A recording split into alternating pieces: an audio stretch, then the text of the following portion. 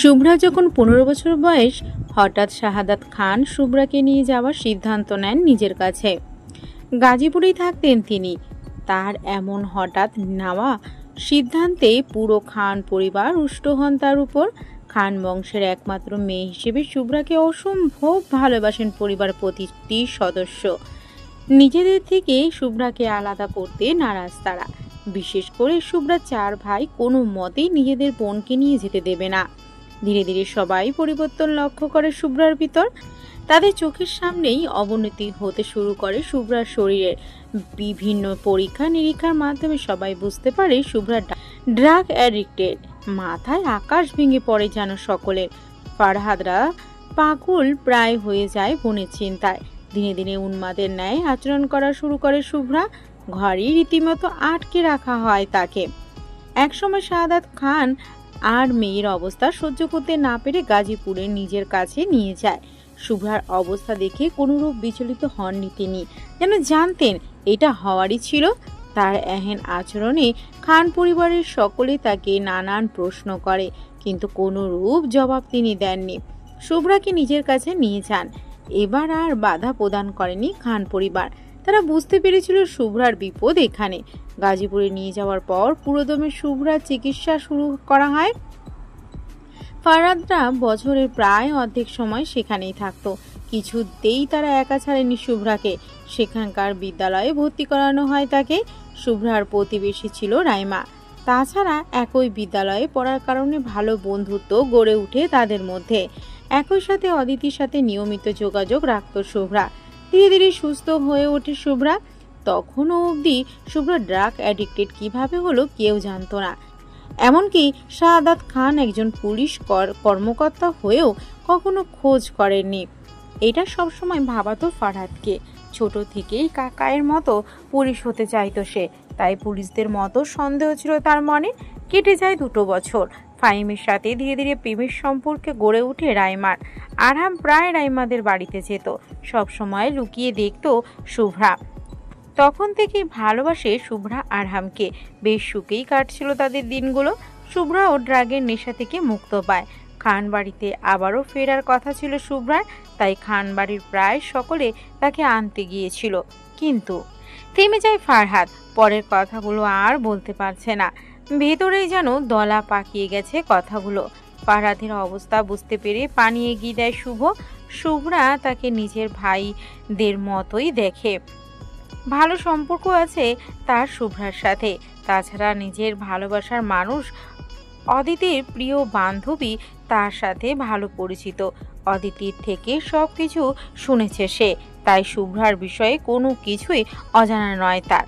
আরহাম গভীর মনোযোগে ফারহাদের কথা শুনছিল। এসব সে জানে, কিন্তু এর পরের ঘটনাগুলো অজানা তার। শুভ্রা যে তাকে লুকিয়ে দেখত সেটা অজানা নয় তার। মনে পড়ে শুভ্রা তাকে কিভাবে দেখত। মুচকি হাসে আরহাম। শুভ্রা যতটা না তাকে দেখেছে, আরহাম তার থেকেও বেশি দেখেছে শুভ্রাকে। রাইমাদের বাসায় আরহামের জন্য নির্দিষ্ট একটি ঘর বরাদ্দ আছে। সে গেলেই সেই ঘরে থাকে। যদিও বা রাত থাকা হয় না, ব্যস্ততার কারণে দিনে যায় দিনেই আসে। বছর 5 আগে গিয়েছিল। শুক্রবার থাকায় রাইমা বাসায় ছিল। তখন সবে মাত্র ক্লাস 8-এ পড়ে রাইমা। বাগানে একটি মেয়ের সাথে বসে কি জানি করছিল। আরহাম বাড়ির গেট দিয়ে প্রবেশ করার পথে বাগানে দেখতে পায় রাইমাকে। সব কাজিনরা তাকে ভয় পেলেও রাইমা কিছুটা কম ভয় পেত, যার কারণে আরহাম গেলেই তার সাথে অনেকটা আঠার মতো চিপকে থাকতো। আরহাম হাসি মুখে এগিয়ে যাচ্ছে বাগানের দিকে, কিন্তু কিছুটা গিয়েই থেমে যায় সে। দেখতে পায় কালো রঙের লম্বা জামা একজনকে। উচ্চস্বরে হাসির আওয়াজ শুনতে পায়। উল্টো দিকে ঘুরে থাকায় মুখ দেখতে পায় না। লম্বা চুলগুলো বিনুনি করে রেখেছে। পাশেই রাইমাকে বসে থাকতে দেখে। কিছু সময় সেখানেই দাঁড়িয়ে থাকে। মেয়েটির মুখ দেখার খুব ইচ্ছে করছে তার ইচ্ছে পূরণ করার জন্যই হয়তো মেয়েটি ফিরে তাকায় তার দিকে। চোখের নিচে কালো দাগ পড়া মেয়েটিকে দেখে বুকে তীব্র ব্যথা অনুভব করে আরহাম। তৎক্ষণাৎ ডান হাত চলে যায় বুকের বাম পাশে। 26 বছরের জীবনে প্রথম কাউকে দেখে এরকম অনুভূতি হলো তার। ধীরে ধীরে এগিয়ে গেল রাইমাদের দিকে। আরহামকে দেখে চটজলদি উঠে দাঁড়ালো রাইমা। দৌড়ে চলে গেল আরহামের কাছে। বড় ভাইয়া, তুমি কখন এলে? আমাকে ডাকোনি কেন? আরহামের কানে কথাগুলো পৌঁছলো কিনা কে জানে। সে এক দৃষ্টিতে তাকিয়ে আছে মেয়েটির পানে। রাইমা ভাইয়া দৃষ্টি অনুসরণ করে তাকায়, মুচকি হেসে বলে, ও শুভ্রা আমার প্রতিবেশী, আর আমরা একই ক্লাসে পড়ি। হুঁশ ফিরল আরহামের। অবাক হয়ে তাকালো রাইমার পানে। রাইমার ক্লাসে পড়ে মানে? তার মানে মেয়েটি তার থেকে 12 বছরের ছোট। নিজেকে নিজেই থাপ্পড় মারতে ইচ্ছে হলো আরহামের। শুভ্রা ফ্যাল ফ্যাল করে তাকিয়ে আছে আরহামের দিকে। এবার তাকালো রাইমার দিকে। চোখের নিচে কালি পড়ে গেছে, দুর্বল রাখছে তাকে। আরহাম আমার বড় ভাইয়া, আমার বড় মামার ছেলে, যার কথা তোকে বলেছিলাম, মনে আছে? হ্যাঁ সুযোগ, মাথা নাড়ায় শুভ্রা। তার মানে তার মনে আছে। আরহামকে বাড়ির ভিতরে যেতে বলে শুভ্রাকে সাথে নিয়ে শুভ্রাদের বাড়ির দিকে হাঁটা ধরে রাইমা। এক হাত দিয়ে শুভ্রাকে ধরে রেখেছে, যেন ছেড়ে দিলেই পড়ে যাবে। আরহাম অবাক হয়ে তাকিয়েই থাকে। মেয়েটাকে এভাবে কেন নিয়ে যাচ্ছে? প্রশ্ন জাগে তার মনে। বেশ কিছুক্ষণ পর রাইমা আসে। আরহামকে সেখানেই দাঁড়িয়ে থাকতে দেখে ভ্রু কুঁচকে যায় তার। তুমি এখনো এখানে দাঁড়িয়ে আছো ভাইয়া? চলো বাসার ভেতরে চলো। মেয়েটাকে এভাবে নিয়ে গেলে কেন? আর মেয়েটাকে দেখে কেমন যেন অসুস্থ মনে হলো। ড্রাগ অ্যাডিক্টেড ও। রাইমার কথা শুনে হতভম্ব হলো আরহাম। মনে হাজারো প্রশ্ন জাগলেও কিছু বলল না, চুপচাপ চলে গেল ভিতরে। শুভ্রার প্রতি সূক্ষ্ম ভালো লাগা তৈরি হয়েছিল তার মনে। তবে এই ভালো লাগা ধীরে ধীরে ভালোবাসায় পরিণত হয়েছিল। আরহাম যখন বুঝতে পারে তখন নিজেকেই নিজের কাছে অপরাধী মনে হয়েছিল। তার থেকে অত ছোট বাচ্চা একটা মেয়েকে কিভাবে সে ভালোবাসতে পারে? অনুভূতি যেন আরও জোরালো না হয় সেজন্য রাইমাদের বাসায় যাওয়া বন্ধ করেছিল সে। কিন্তু বেহায়া মন তাকে বাধ্য করেছিল আবারও যেতে। শুভ্রা যে তাকে লুকিয়ে দেখত সেটা জানতো সে। বয়সের ব্যবধানে কারণে কখনো অনুভূতি প্রকাশ করার সুযোগ পায়নি সে। ফারহাদের ডাকে অতীত থেকে বের হয় আরহাম। অতীতের কথা ভাবতে ভাবতে কখন যে অতীতেই মগ্ন হয়ে গিয়েছিল বুঝতেই পারেনি। ফারহাদের দিকে মনোযোগ দেয় সে। ফারহাদ ধীরে সুস্থে আবারও বলতে শুরু করে। শুভ্রাদের বাড়িতে মমতা খান রান্না করছে, পাশেই ঘুরঘুর করছে ছেলে মেয়েগুলো। ফারহাদ হাতে হাতে এগিয়ে দিচ্ছে সব। এসব সম্পর্কে যথেষ্ট ধারণা আছে তার। অবশ্য ধারণা থাকার কারণও আছে। ফারহাদ, রাহাত, রিমন কেউই নিজেদের বউকে সাথে নিয়ে আসেনি। তারা 4 ভাই গতকাল এসেছে। না আনার একটা মাত্রই কারণ, তাদের সাথে নিয়ে আসলে এমন বাচ্চাদের মতো আচরণ করতে পারতো না। আজকে আসবে তারা খানবাড়ির বাকিদের সাথে। আরে বাবা, তোমাকে এসব করতে হবে না, তোমার কাকাই এসে করবে। তুমি গিয়ে আড্ডা দাও ভাই বোনেদের সাথে। কাকিমণি, কাকাই তো বাইরে গেছে, আমাকে দাও, আমি করে দিচ্ছি। তাছাড়া এতজনের রান্না তুমি একা করলে হাঁপিয়ে যাবে। চিন্তা করো না, তোমার পছন্দ করা বউয়ের জন্য এসব করতে হয় মাঝে মাঝে। একটু লজ্জা লজ্জা ভাব নিয়ে বলল ফারহাদ। এসে ফেলল মমতা খান। বাবা, নির্লজ্জের ভাই আবার লজ্জাও পায়। আচ্ছা এখন যাও, তোমাকে আর কিছু করতে হবে না। একদম আমার বনিকে নির্লজ্জ বলবে না কাকিমণি। করি না সাহায্য তোমায়। দেখো, এতজনের রান্না করতে হবে, তুমি একা পারবে না। নিজের ছেলে হলে বুঝি এমন করতে? মমতা খান ফারহাদের মাথায় হাত রেখে চোখ রাঙায়। মুচকি হাসে ফারহাদ। তুমি তো আমারই ছেলে ফারহাদ। শুভ্রা যেমন আমার মেয়ে, তোমরাও আমার ছেলে। রাহাতের কান টেনে ধরে মমতা খান। বাকি হাসে রাহাতের অবস্থা দেখে। বড্ড পাকনা হয়ে গেছো। আমি তোমাদের ভালোবাসি না, তাই না? তাহলে যাও, আজ থেকে তোমরা কেউ আমার কাছে ঘেঁষবে না, কেউ কোনো বায়না করবে না। রাগের অভিনয় করে মুখ ঘুরিয়ে রাখেন তিনি। জানেন এখন তারা কি করবে। ফারহাদ আর বাকি সবাই রাগী দৃষ্টি নিক্ষেপ করে রাহাতের উপর। ক্যাবলা হাসে রাহাত।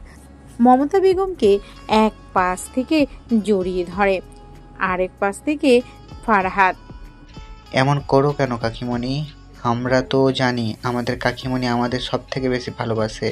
আমি তো মজা করছিলাম। রাহাতের কথায় হাসেন মমতা খান। অন্যদিকে গাল ফুলিয়ে দাঁড়িয়ে থাকে রিমন, ফাহিম, শুভ্রা।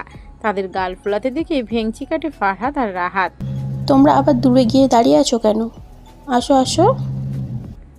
সবাই হাসি মুখে একসাথে জড়িয়ে ধরে মমতা খানকে। কিছুক্ষণ পর, আচ্ছা হয়েছে হয়েছে, এবার ছাড়ো, রান্না শেষ করতে দাও, বাবার আসার সময় হয়েছে। আমরাও তোমাকে সাহায্য করব মা। মেয়ের দিকে তাকান মমতা খান। শুভ্রাকে এখন স্বাভাবিক লাগে, তবে শরীরের অবস্থার আর উন্নতি হয়নি। চোখের নিচের কালো দাগগুলো সরে গেছে। শুভ্রার কথায় হ্যাঁ সূচক মাথা নাড়ায় মমতা খান। তিনি জানেন এটা নাচন বান্ধা, না বললেও পিছু ছাড়বে না। বেশ কিছুক্ষণ পর খান বাড়ি থেকে ফোন আসে। তারা জানায় তাদের আসতে দেরি হবে, এমনকি রাতও হয়ে যেতে পারে। মমতা খান সবকিছু গুছিয়ে ফারহাদের সাথে বসে। তারা আড্ডা দিচ্ছে। শুভ্রা গিয়েছে রাইমাদের বাড়িতে রাইমাকে আনতে, আড্ডা দেওয়ার জন্য। পাশের বাড়ি হওয়ার কারণে তার সাথে আর কেউ যায়নি। শাহাদাত খানকে একের পর এক ফোন করেই যাচ্ছে মমতা খান, কিন্তু প্রতিবারই বন্ধ বলছে। বেলা গড়িয়ে সন্ধ্যা নেমেছে, কিন্তু শাহাদাত খান বাড়ি ফেরেনি এখনো। আজকে তো ছুটি নিয়েছিলেন তিনি। চিন্তাগ্রস্ত হয়ে পড়েন মমতা খান। ফোনে একটা মেসেজ নজর পড়ে মমতা খানের। আমি রমিজ ভাইয়ের পুরনো বিল্ডিংয়ে আছি, তুমি তাড়াতাড়ি আলমারির উপরে তাকে রাখা নীল রঙের ফাইলটা নিয়ে এসো, তাড়াতাড়ি, কাউকে কিছু বলার দরকার নেই। ঘণ্টাখানেক আগে শাহাদাত খানের নাম্বার থেকে মেসেজটা এসেছে। অবাক হয়ে মমতা খান শাহাদাত খান থেকেই শুনেছিল ফাইলটা অনেক দরকারি, এমনকি মমতা খানকেও ছুতে দেয়নি কখনো। তাহলে আজকে এরকম বলার মানে কি? পরক্ষণে আবার ভাবে হয়তো খুব দরকার, কিন্তু রামিজ ভাইয়ের পুরনো বিল্ডিং এ কেন? তাদের প্রতিবেশী রামিজ সাহেবের পুরনো বিল্ডিংটা প্রায় পরিত্যক্ত। ফারহাদদের বলে বের হয় মমতা খান। বাজে প্রায় 6:30। শুভ্রার কথা বেমালুম ভুলে গিয়েছে। 4-5 মিনিট গেলেই বিল্ডিংটা, সেদিকে রাস্তাটা প্রায় ফাঁকা। ভিতরে ঢুকে শাহাদাত খানকে খুঁজতে শুরু করেন তিনি। উপরতলার একটা রুমে পান। আটকে ওঠেন মমতা খান। শাহাদাত খানকে চেয়ারে বেঁধে রাখা হয়েছে, পাশেই কয়েকজন বন্দুকধারী লোক দাঁড়িয়ে। তাকে দেখার সাথে সাথে শাহাদাত খানের সামনে নিয়ে আসা হয়। মমতা খানের মাথায় বন্দুক ঠাকানো হয়। তুমি কেন এখানে এসেছো? গলা কাঁপছে শাহাদাত খানের। তিনি মোটেও স্ত্রীকে আশা করেননি এখানে। ভয়ে ভীতিগ্রস্ত মমতা খান স্বামীকে উদ্দেশ্য করে বলেন, তুমি তো মেসেজ করে বললে ফাইলটা নিয়ে আসার জন্য, এ কারা আর তোমাকে এভাবে বেঁধে রাখছে কেন? মুহূর্তে শাহাদাত খানের পুলিশি মস্তিষ্কে সবটা বুঝে ফেলে। ভয়ঙ্কর দৃষ্টি নিক্ষেপ করে সামনে চেয়ারে বসে থাকা লোকটার উপর। মুখে মাস্ক পরে হাতে বন্দুক নিয়ে বসে আছে লোকটা। তোর সাহস হয় কি করে ওকে মেসেজ করার? তোর শত্রুতা আমার সাথে, ওকে কেন জড়িয়েছিস এর সবের মধ্যে? একটা টোকাও যদি ওর গায়ে লাগে মেরে ফেলবো তোকে। বিশ্রীভাবে হাসে লোকটি। শাহাদাত খানের মুখ বরাবর ঘুষি মারে।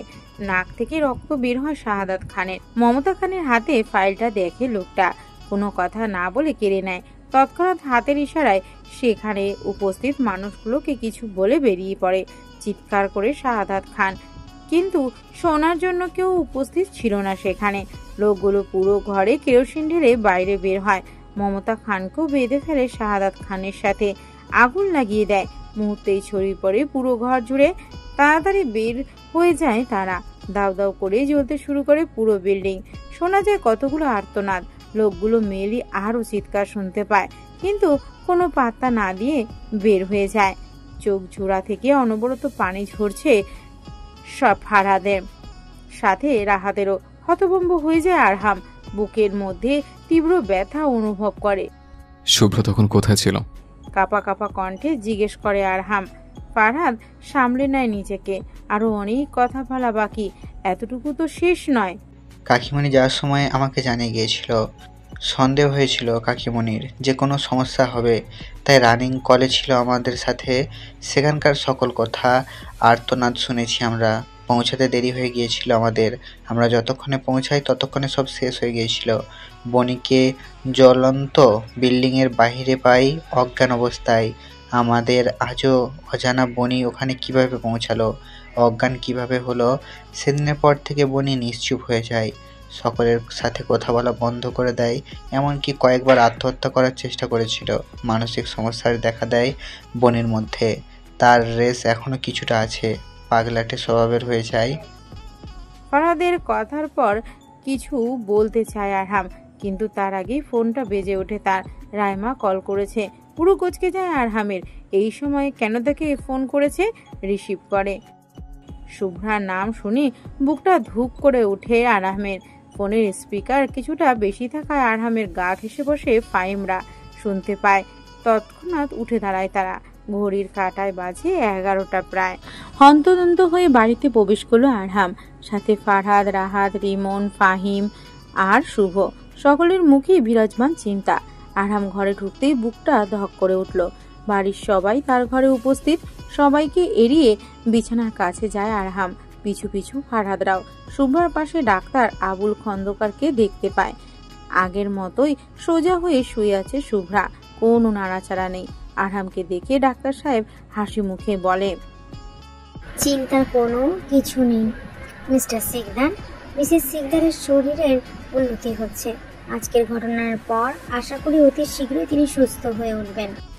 চলে গেলেন তিনি। সাথে বাড়ির সবাই ঘর থেকে বের হলো। রাইমা থেকে গেল। ফারহাদরা শুভ্রার চারপাশে বসলো। অপলক চেয়ে রইল বোনের পানে। কষ্টে বুক চিরে যাচ্ছে তাদের। এই সেই শুভ্রা যে কিনা সারাদিন বাড়ি মাথায় তুলে রাখতো, এক সেকেন্ডও স্থির হয়ে থাকতো না, সব সময় ছুটোছুটি করেই থাকতো। রাইমা করুণ দৃষ্টিতে তাকায় ফাহিমের পানে, কিন্তু কোনো লাভ হলো না। ফাহিম ফিরেও তাকালো না তার দিকে। চোখজোড়া পানিতে টইটুম্বুর হয়ে উঠল রাইমার। আমরা কবে লন্ডনে ফিরে যাব? আজাদ শিকদার তাকান নাইজা শিকদারের দিকে। স্ত্রীর চোখ মুখ করুণ দেখে গা ঘেঁষে বসেন। এরকম করুণ মুখে হওয়ার কারণ অজানা নয় আজাদ শিকদারের। ওখানেই থাকবো, আর ফিরবো না। আটকে উঠলেন নাইজা শিকদার। তুমি সবটা জেনেও কিভাবে এই কথা বলতে পারো? তোমাদের কি মনে হয় বাড়ির এইরকম অবস্থায় আমাদের চলে যাওয়া উচিত? প্রশ্নের বিপরীতে প্রশ্ন মোটেও পছন্দ হলো না নাইজা শিকদারের। কঠিন দৃষ্টি নিক্ষেপ করলেন স্বামীর উপর। না যাওয়া উচিত নয়, কিন্তু তোমাকে আমাদের দিকটাও ভাবতে হবে। আমি কোনোভাবেই চাই না সত্যিটা ও জানুক।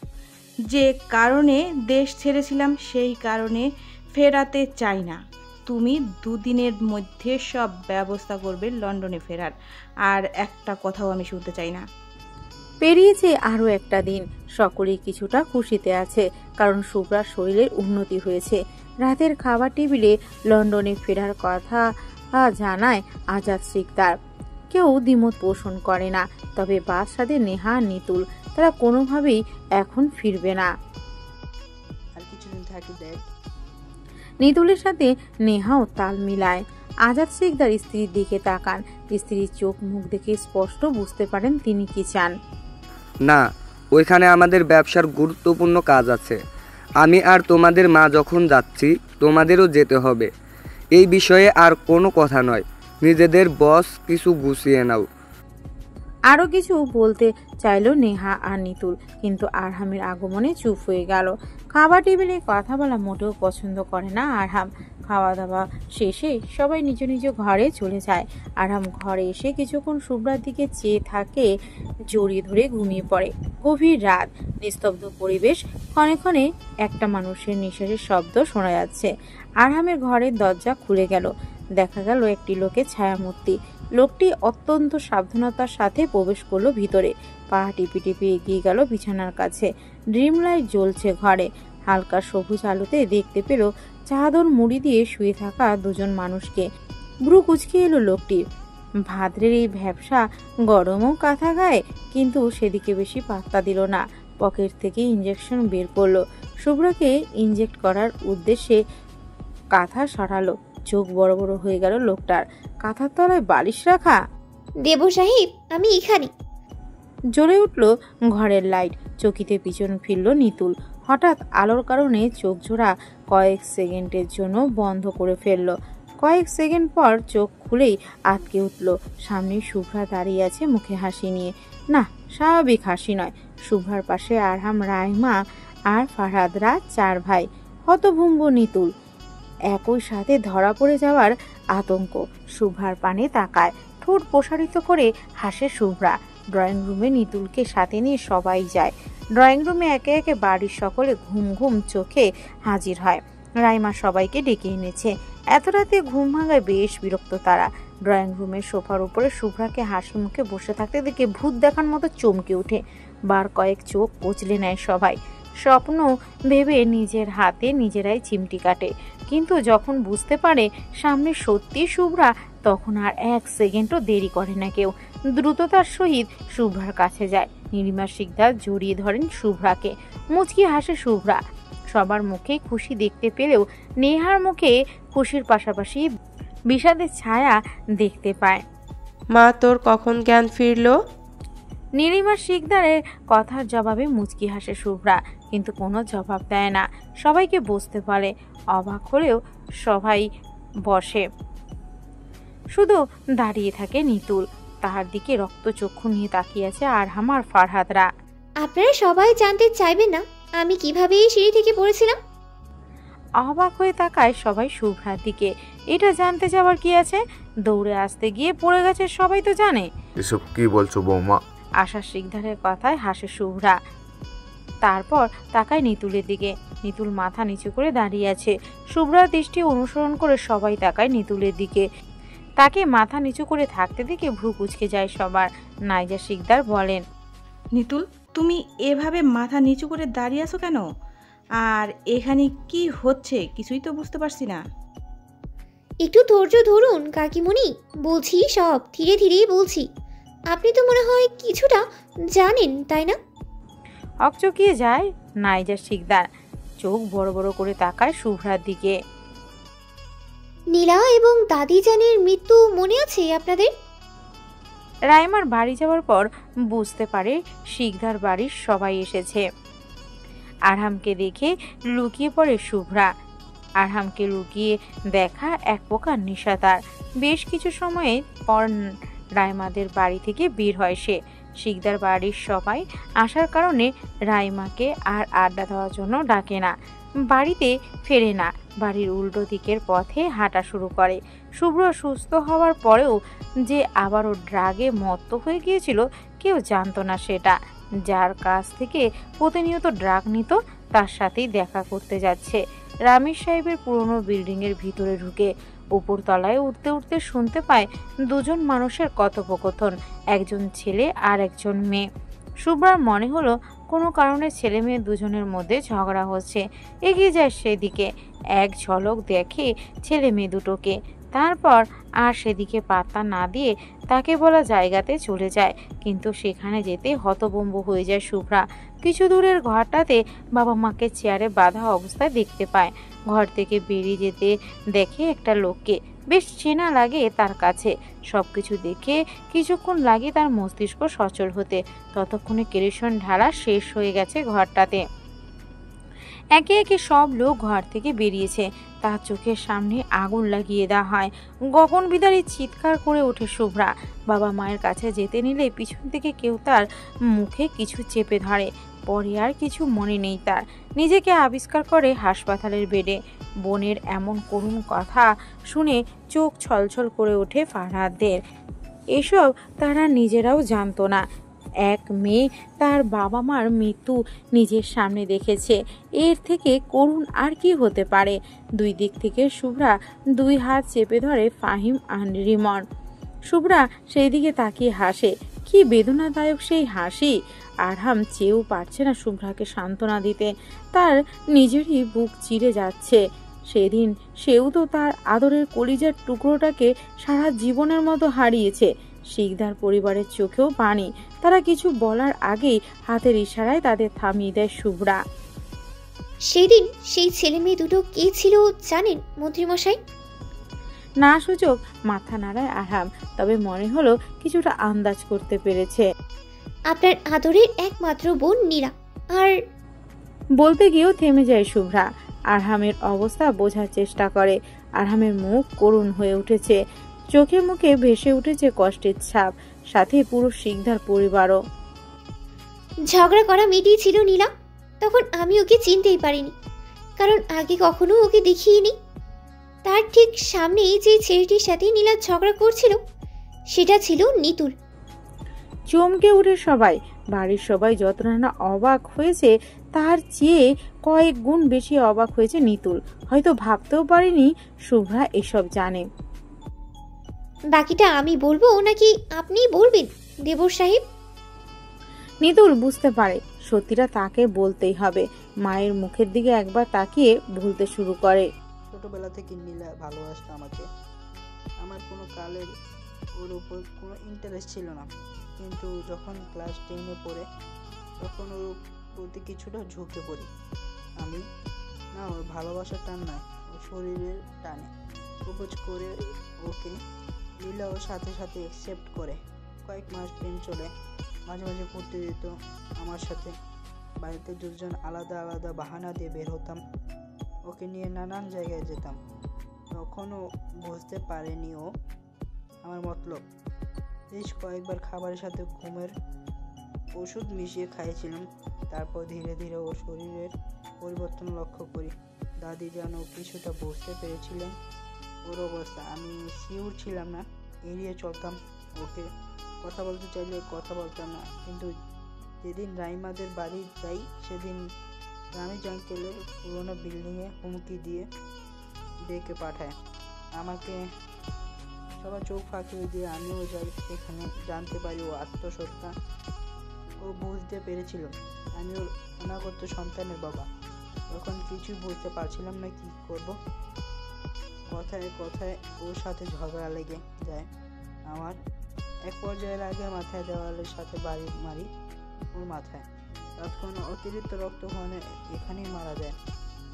পাগল প্রায় লাগছিল আমার, কিন্তু আমাকে বাঁচাতেই হয়তো। বিল্ডিংয়ে আগুন লেগেছিল, কোনো দিক না দেখেই ওকে ওখানে রেখেই বেরিয়ে পড়ি বিল্ডিং থেকে। বিস্মিত সকলে, কারোর কাছে বিশ্বাস হচ্ছে না।